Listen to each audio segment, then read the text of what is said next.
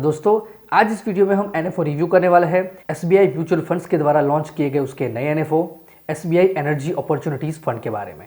तो ये NFO open हुआ है 6 फरवरी 2024 को और क्लोज होने वाला है 20 फरवरी 2024 को। ये एक ओपन एंडेड इक्विटी प्रकार की स्कीम है जो कि फॉलो करने वाली है एनर्जी थीम को। तो इस एनएफओ रिव्यू की जानकारी अच्छे से समझने के लिए इस वीडियो को अंत तक देखना बेहद जरूरी है। अगर चैनल सब्सक्राइब नहीं किए है तो चैनल को सब्सक्राइब कर ले। तो ये शुरू करते हैं एसबीआई एनर्जी अपॉर्चुनिटीज फंड के बारे में। तो दोस्तों जैसे जैसे हमारे देश भारत का विकास हो रहा है, उसकी पॉपुलेशन बढ़ रही है, वैसे वैसे एनर्जी का कंजम्पशन भी बढ़ रहा है। चाहे वो रेसिडेंशियल हो या कमर्शियल हो, इंडस्ट्रियल हो या तो फिर ट्रांसपोर्टेशन हो, कोई भी हो, एनर्जी का कंजम्पशन धीरे धीरे बढ़ रहा है। तो इस एनर्जी थीम के सेक्टर की बात करें तो इसके अंदर इंक्लूड है offshore support, solution drilling, power transmission, power generation, integrated power utilities, trading gas, trading coal, lubricants, oil equipment and services, LPG, CNG, PNG, LNG suppliers, refineries and marketing, coal, oil exploration and production, gas transmission, marketing, oil storage and transportation,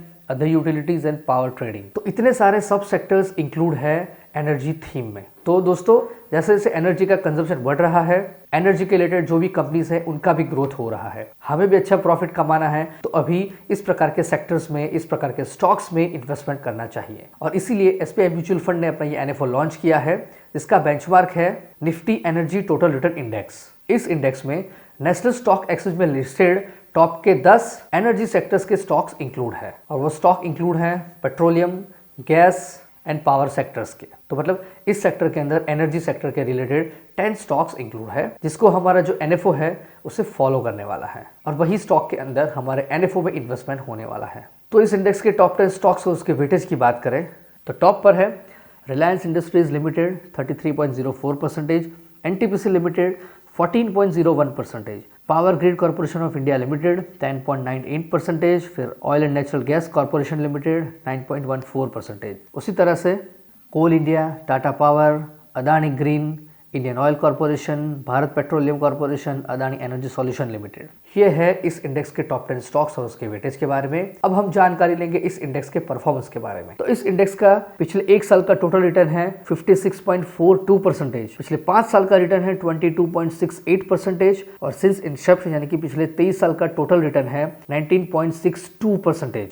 मतलब कि अगर आप इस NFO में scheme में investment करते हैं तो कुछ इसी प्रकार का बहुत ही बढ़िया रिटर्न मिल सकता है। अब बात करेंगे इस एनएफओ के एसेट एलोकेशन के बारे में। तो यहाँ पर 80 से लेके 100% तक का इन्वेस्टमेंट हो सकता है एनर्जी थीम के स्टॉक्स में, 20% तक का इन्वेस्टमेंट हो सकता है अदर इक्विटीज में या तो फिर debt and money market instruments में या तो फिर अदर म्यूचुअल फंड्स में। इसमें इंक्लूड है डोमेस्टिक म्यूचुअल फंड्स या तो फिर ओवरसीज ईटीएफ्स में। और 10% तक का इन्वेस्टमेंट हो सकता है यूनिट्स ऑफ रीट्स एंड एन्युइटीज में। तो इसी में से एक अच्छा सा कॉम्बिनेशन बनाकर इस एनएफओ का पोर्टफोलियो बनाया जाएगा। इस एनएफओ में इन्वेस्टमेंट के लिए मिनिमम एप्लीकेशन अमाउंट है 5,000 रुपये और 1 रुपये के मल्टीपल्स में।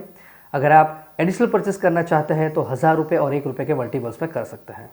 यहाँ पर SIP, STP, SWP सारी फैसिलिटीज़ अवेलेबल है। प्लान एंड ऑप्शन की बात करें तो डायरेक्ट एंड रेगुलर दोनों ही प्लान्स अवेलेबल है। एंड ऑप्शन में growth and income distribution income capital withdrawal, जिसमें भी पे आउट एंड री इन्वेस्टमेंट, सारे प्लान सारे ऑप्शन इस एनएफओ में इन्वेस्टमेंट के लिए अवेलेबल है। लोड स्ट्रक्चर की बात करें तो एंट्री लोड एप्लीकेबल नहीं है, लेकिन एग्जिट लोड में यूनिट अलॉटमेंट से 90 डेज के अंदर कुछ भी रिडम्पशन या स्विच करते हैं तो 0.5% का एग्जिट लोड एप्लीकेबल है और 90 डेज के बाद रिडम्पशन स्विच पर कोई भी एग्जिट लोड एप्लीकेबल नहीं है। लेकिन स्टैम्प ड्यूटी 0.005% एप्लीकेबल है। एक्सपेंस रेशियो की बात करें तो रेगुलर प्लान के लिए शुरुआत का एक्सपेंस रेशियो रहेगा 2.25% तक। स्कीम का रिस्क है वेरी हाई, तो आपको लंबे समय के टाइम पीरियड के लिए ही इस एनएफओ में इन्वेस्टमेंट करना चाहिए। स्कीम का टैक्सेशन रहेगा इक्विटी और स्कीम में कोई भी लॉक इन पीरियड एप्लीकेबल नहीं है। अगर आपको स्कीम में इन्वेस्टमेंट करना है तो इस एएमसी की वेबसाइट और एप्लीकेशन के जरिए आप डायरेक्ट प्लान में इस एनएफओ में इन्वेस्टमेंट कर सकते हैं या तो फिर कोई भी AMFI certified mutual fund distributor की हेल्प से आप रेगुलर प्लान में इस एनएफओ में इन्वेस्टमेंट कर सकते हैं।